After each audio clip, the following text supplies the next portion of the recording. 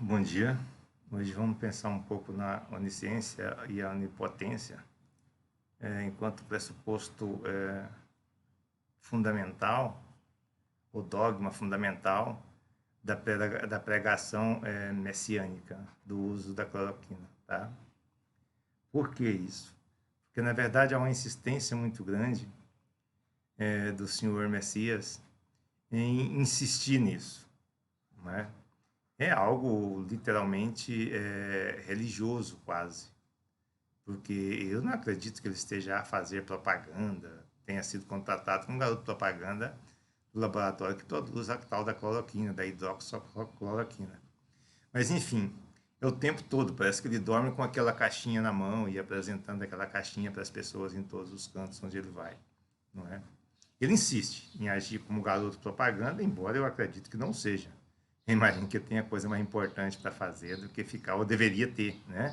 Porque é uma questão de preparo ao assumir a presidência da República e lidar com os problemas que são urgentes e que demandam a atenção do presidente da República. Como, por exemplo, o problema do Fundeb, que termina agora em dezembro, nós já estamos no final de julho, as questões relativas à educação, as inúmeras questões relativas ao Ministério da Saúde, as questões relativas ao enfrentamento da pandemia, uma regulamentação para essa flexibilização que passa, em certa medida, pelo nível federal, embora o presidente, o senhor Messias, abra mão disso, não é? Ele diz que não tem nada aqui, isso não diz respeito a ele. As mortes dizem respeito aos municípios e estados, ele não tem nada a ver com isso. E aí, mais uma vez, eu lembro do estudo da Universidade de Cambridge e da Fundação Getúlio Vargas. Esse estudo está disponível na internet. 10% da população que sofre da doença, que é cometida da doença, ou 10% da população que morre, isso decorre diretamente da influência do presidente nesse tipo de atitude que ele adota. De forma que, inclusive, a flexibilização ou o distanciamento foi muito prejudicado, porque ele tem de ter noção de quem ele é e de onde ele está falando.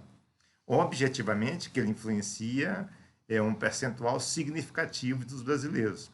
Que seja 10%. 10% já são mais de 20 milhões de pessoas. É muita gente, tá? Para ficar circulando e para acreditar que pode se contaminar, que não vai ter problema nenhum, tá? Isso é muito grave, porque o problema de uma parte contaminar é que leva a contaminação para o outro. Não adianta isolamento vertical.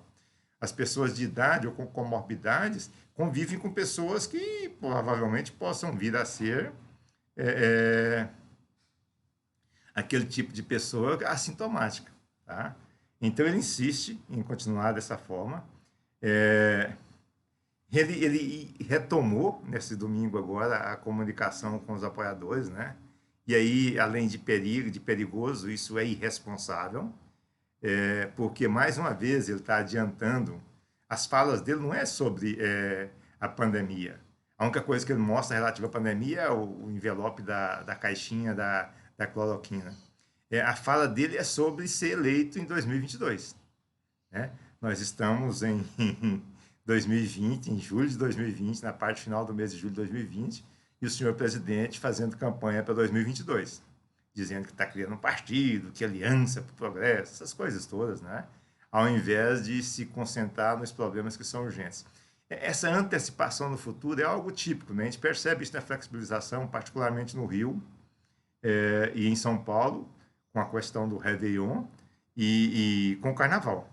Eles querem antecipar já, diz que é urgente discutir sobre o Carnaval que vai acontecer no final ou iria acontecer, tá, no calendário para o final de fevereiro de 2021. E, em escala mais geral, todo mundo discutindo a volta às aulas. Sem considerar, lá está marcado volta às aulas já, né? Sem considerar o que isso implica. Tá? Essa imunidade coletiva ela não aconteceu ainda. Tem muita gente para adoecer. Nós estamos falando de um total populacional de 211 mil pessoas. E por mais que tenhamos 10 milhões de pessoas que já foram contaminadas, faltam 200 milhões. Então, isso preocupante de como que vamos fazer para tratar mais 20 milhões de pessoas. Não vamos colocar que vai contaminar o dobro que já foi contaminado. Não há. Aqui em Goiás, por exemplo, nós estamos no limite, e isso já é sabido por todos nós aqui. Tá? Bom, agora sobre essa comunicação com apoiadores, para além do uso da cloroquina, eu tenho algumas coisas para falar aqui. Tá? Primeiro, nós somos responsáveis pelas pessoas que nós cativamos. Porque as pessoas que nós cativamos, elas vão confiar em nós quase que de uma forma religiosa. Essas pessoas vão nos ter como exemplo. Essas pessoas vão considerar que nós representamos um modelo de comportamento e de atitude e de posicionamento diante da vida. E é isso, Senhor Messias, que o Senhor faz. Porque as pessoas, 10%, sei lá, 10 milhões, 20 milhões de pessoas, eles consideram que o Senhor é um modelo. Então, aquilo que o Senhor faz de ficar sem máscara, o que o Senhor fez, o que o Senhor fala é de comer daquela maneira até anti-higiênica, em panificadoras, enfim, dessas aglomerações que o Senhor participa, isso influencia diretamente a população. Mas parece que o Senhor não entende isso. A parte mais assustadora da história é essa, né? O Senhor não entende e não age de acordo com a situação, tá? Porque o nosso exemplo tem uma força enorme de convencimento, sabe? E aí, uma coisa é o Senhor, que tem à disposição do Senhor médicos 24 horas por dia de plantão para atender exclusivamente o Senhor e a sua família, tá? Outra coisa é a população, ela não tem acesso irrestrito à saúde 24 horas por dia, como o Senhor Messias tem. Ela não tem essas mesmas condições. Aqui em Goiás, mesmo as pessoas que têm plano de saúde, eles estão numa situação difícil, porque não há leitos para atender essas pessoas que, porventura, venham a necessitar. Eu já falei nisso em outra gravação, de pessoas aqui de perto da minha casa que não encontraram local para ser atendido, né, na rede privada. Tá? Então, nessa questão das pessoas que nós cativamos, ou das pessoas sobre as quais nós exercemos influência, Senhor, é preciso dizer que nós temos que agir com cuidado quando nos tornamos espelho, ou seja, referência para parte das pessoas da sociedade, em função do vosso poder enorme de convencimento, da credibilidade. As pessoas podem, ou via de regra, seguem cegamente as orientações messiânicas para o uso de medicamentos, sem ser médico ou ter qualquer conhecimento nesse assunto, que na verdade não tem. Esse é um comportamento típico de pessoas megalomaníacas, sabe? Que elas, e no final disso, o objetivo final de tudo isso é buscar um culto à personalidade, sabe? A personalidade de um ser que é onisciente e onipresente.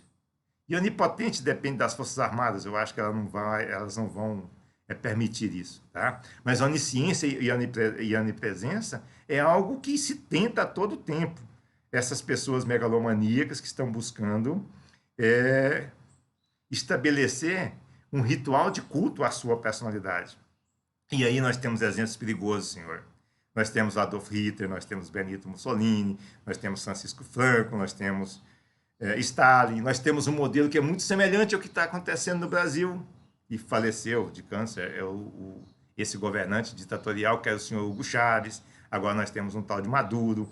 Enfim, isso é muito difícil, porque quando se insiste nesse tipo de procedimento, nesse tipo de atitude, nesse tipo de comportamento, o que se percebe é que nós temos um governo que chegou no susto ao poder, né?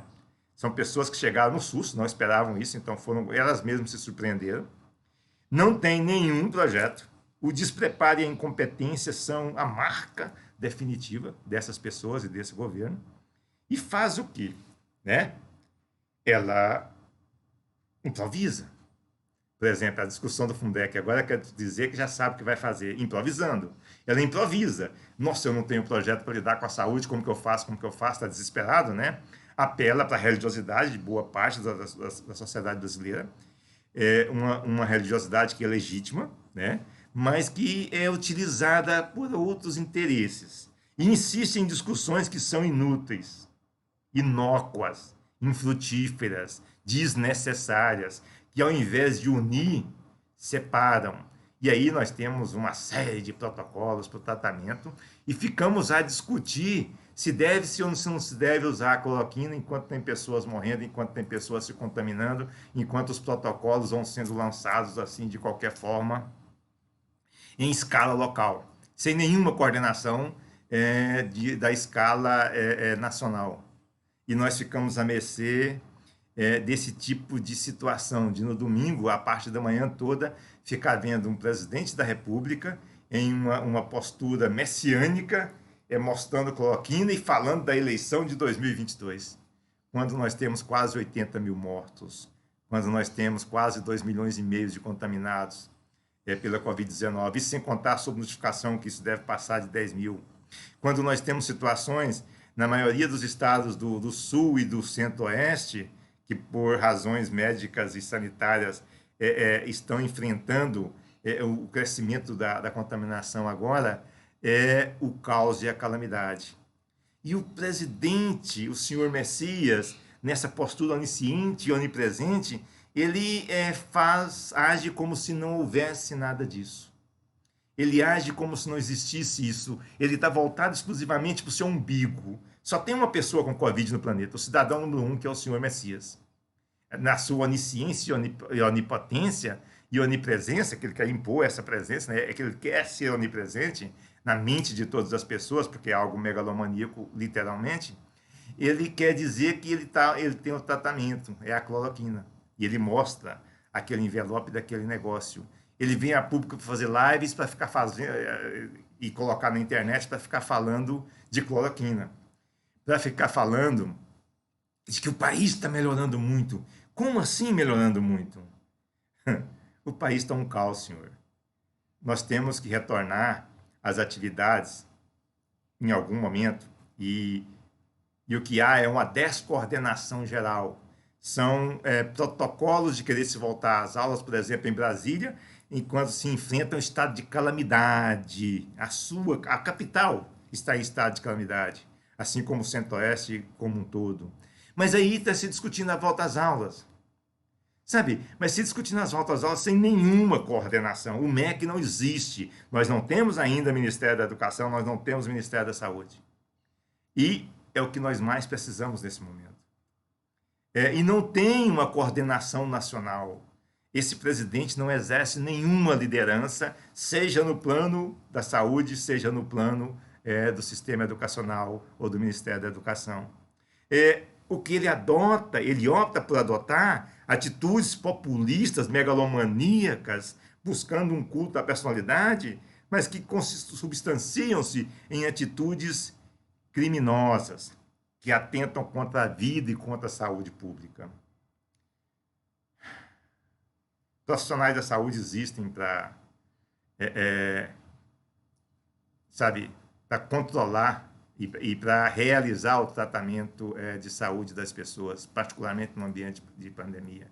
Cada pessoa tem dentro da sua especialidade. Não é assim. Nós temos um político megalomaníaco, messiânico, onipresente, onipotente, que se acha quase que um deus, ele e a sua família, né, de semideuses, e que tem condições de receitar tratamento. E que insiste nisso, sem ter o cuidado de perceber que ele é responsável pelas pessoas que ele cativa, muito mais do que pelas pessoas que ele irrita.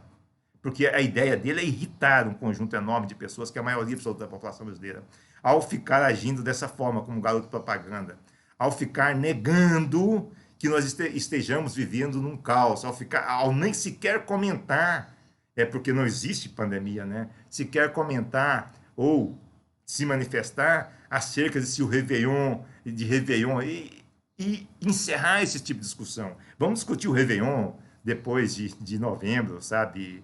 É o Réveillon que for possível de fazer. Não se sabe como que vai estar a nossa situação daqui a 6 meses, daqui a 8 meses, a 9 meses, tá? Isso é preocupante, porque nós vamos perdendo tempo, perdendo as oportunidades, e a situação vai se agravando. E nós vamos normatizando isso, normalizando isso. É uma banalização da vida. E é uma irresponsabilidade criminosa você não ter noção, não ter consciência de que você é responsável pelas pessoas que te seguem, pelas pessoas que acreditam em você, pelas pessoas que te têm como modelo, como exemplo, como referência, como espelho. As pessoas correm risco em nome disso. As pessoas vão tentar imitar. Eu não tenho médico 24 horas por dia no anexo da minha casa, que nem é minha casa, é uma casa pública, é a Casa da República, mas enfim, ele tem, esse presidente da República. E ele insiste nisso, e portanto, repito, isso consubstancia-se em atitudes criminosas, e ele está se associando, sim, a algumas personalidades megalomaníacas que ao longo da história, particularmente no final do século XVIII, com Napoleão Bonaparte, e agora no século XX, com Hitler, Mussolini, Stalin, Francisco Franco, o senhor Hugo Chávez, que são ditadores que trabalharam sistematicamente para a estruturação de um culto à sua personalidade. E é isso que nós percebemos atualmente no Brasil. Atitude e comportamento irresponsável, perigoso, criminoso,